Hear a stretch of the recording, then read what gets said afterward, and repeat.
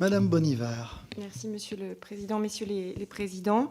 Alors, moi, j'interviendrai ici comme ma collègue, mais en tant que membre de la Commission des lois au sein de cette commission d'enquête, pour vous interroger sur un point qui touche à la transparence de la vie publique, à l'intégrité du processus décisionnel de l'État et plus particulièrement aux IEF. Un petit rappel juridique qu'on connaît tous, mais le régime IEF soumet à autorisation préalable du ministre chargé de l'économie une acquisition d'entreprise exerçant dans un domaine sensible pour les intérêts nationaux. Ce dispositif a fait l'objet de beaucoup de rapports parlementaires, notamment suite à l'affaire Alstom. Dans un processus de décision concurrentielle, l'obtention d'un IEF constitue un élément déterminant de crédibilité d'une offre. Elle impacte directement le prix final de cession et elle conditionne la réalisation effective de l'opération et donc la plus-value du vendeur. Selon la presse, alors je suis désolée, ça va peut-être vous agacer, pardonnez-moi, au moins 2 repreneurs français auraient été intéressés. Alors vous parlez d'industriels. Moi, je vais peut-être changer le focus en parlant de fonds qui ne sont pas industriels. Vous avez bien fait la distinction. Donc, j'aimerais qu'on élarge le focus. Avez-vous eu d'autres offres de fonds d'investissement français ou européens qui ne sont pas des industriels? Vous l'avez dit, vous vous êtes retiré de LMB parce que le cycle, on va dire, de croissance ne correspondait plus à votre cycle d'investissement ou à ce que vous aviez imaginé au départ. Ça aurait peut-être été le cas d'autres fonds. Donc, est-ce qu'il y a d'autres fonds qui ont été interrogés? Donc, deux repreneurs ou fonds français auraient été intéressés. La Banque Conseil aurait rapidement privilégié l'offre du groupe américain. Cette offre aurait surpayé LMB. Ce positionnement aurait découragé les candidats français. Une telle opération suppose objectivement, de votre part, soit une certitude, soit un très haut niveau de confiance dans l'obtention de l'autorisation IEF par l'acquéreur étranger et de se permettre d'écarter les autres offres, s'il y en a eu, au-delà des industriels. Sans IEF, d'autres offres auraient été obligatoires où vous n'auriez pas pu vendre.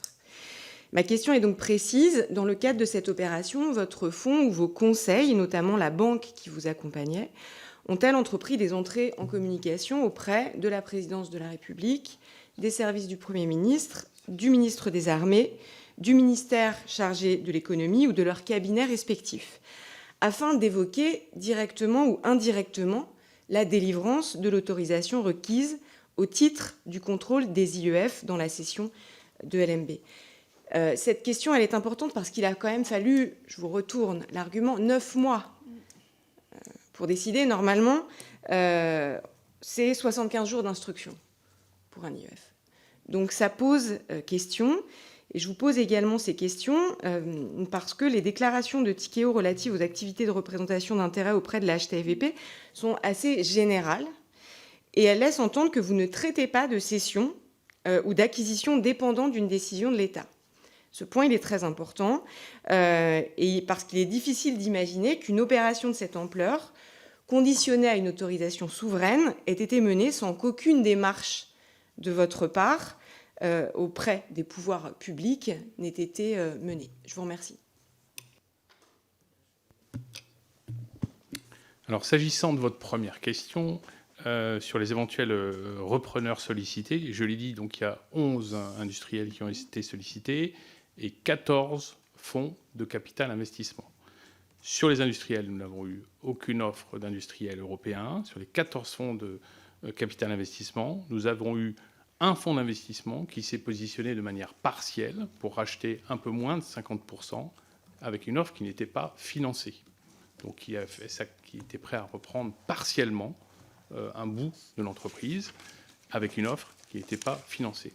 Donc en tant que notre devoir fiduciaire vis-à-vis de nos investisseurs, qui consistait à trouver une solution, nous n'avons pas pu poursuivre cette offre qui, encore une fois, n'aurait pas en plus résolu le sujet principal qui était l'adossement à un acteur industriel pour cette entreprise. S'agissant de votre deuxième question, nous avons eu, mes équipes, un certain nombre de contacts avec la direction de Réunion, avec la direction générale de l'armement, sur la cession de LMB.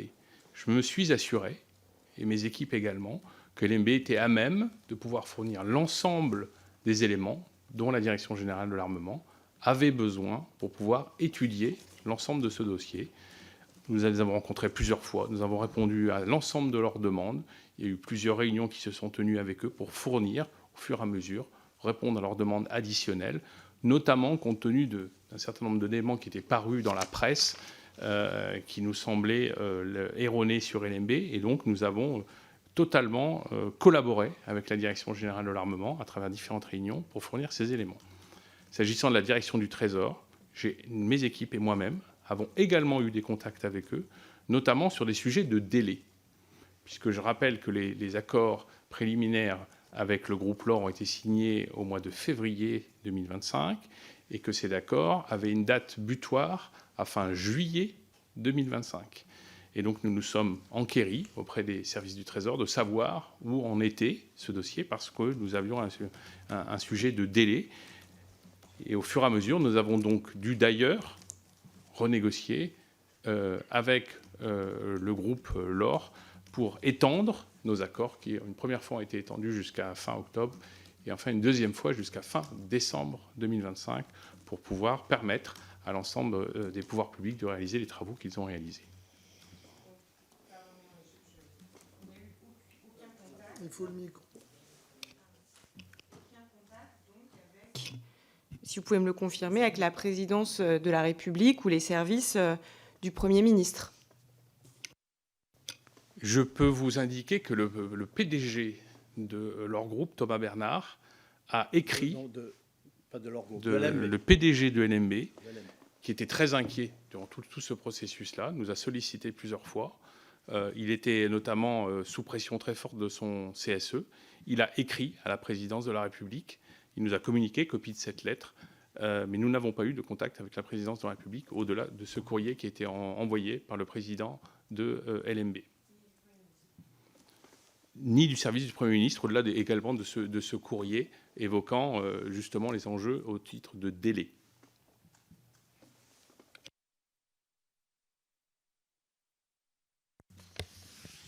Madame la rapporteure, vous sauriez... Merci. Je ne sais pas si mes collègues, si on quitte le cas LMB ou si vous avez encore des questions complémentaires, peut-être. Attendez, avec le micro, s'il vous plaît. Je reviens sur la HDVP, sur ce que je vous ai indiqué. Tikeo ne mentionne pas d'activités, à mon avis, qu'elle devrait mentionner, sur lesquelles il y a des décisions stratégiques de l'État à rendre, c'est-à-dire des décisions qui sont conditionnées par une autorité souveraine. C'est quand même important. Nous, on est très sollicité sur la transparence pour la vie publique des élus. Je pense que ces fonds, vos conseils, vos cabinets avaient l'obligation de fournir à la HCTVP des informations complètes et exhaustives de l'ensemble de vos activités et de vos contacts. Alors, excusez-moi, j'ignore ce sujet, nous allons regarder avec beaucoup d'attention. Mais notre intention n'est certainement pas d'éluder ce genre de problème. Nous sommes dans le cadre d'une procédure qui est une procédure obligatoire, celle des IEF. Donc ce n'est pas que volontairement nous devons aller voir la DGA ou le Trésor. Nous sommes obligés d'aller voir la DGA ou le Trésor, tout simplement pour présenter le dossier de cession. Donc, si vous voulez, peut-être, je ne sais pas très bien comment nous l'avons rédigé et nous serons très attentifs à ce sujet.